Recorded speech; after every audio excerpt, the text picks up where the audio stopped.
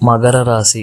தன்னம்பிக்கையுடனும் தன்மானத்துடனும் செயல்படும் மகர ராசிக்கு இந்த நியூ இயரில் இருந்து அதிகமாக வெற்றியை மட்டும் காண்பீங்க. 10க்கு 8 வெற்றியை கொடுக்கும், 2 மட்டும் தோல்வியை கொடுக்கும். அந்த 2லேயும் கவனம் செலுத்தினீங்கன்னா அந்த 10லையுமே நம்ம வெற்றி பெறதுக்கான வாய்ப்பு இந்த ஆண்டு இருக்குது.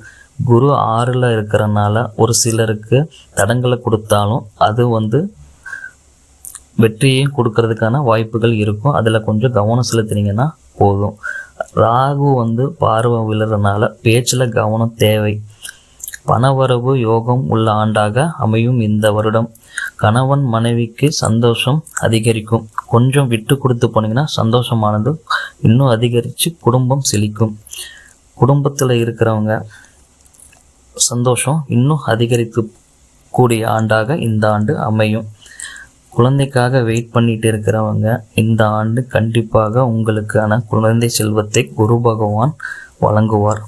4 மாதங்களுக்கு பிறகு மேரேஜுக்கு ட்ரை பண்ணுறவங்க எல்லாம் ட்ரை பண்ணிங்கன்னா அதுக்கான பலன்கள் நல்ல அமைப்பு கிடைக்கும்.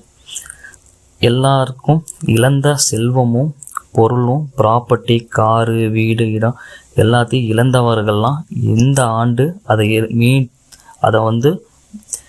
பெறக்கூடிய ஆண்டாக இந்த ஆண்டு உங்களுக்கு அமையும். வியாபாரம், வேலைக்கு போகிறவங்க எல்லாருக்கும் இந்த ஆண்டு பண வரவு அதிகமாகவே இருக்கும்.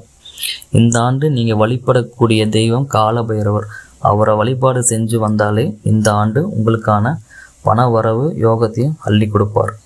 நன்றி.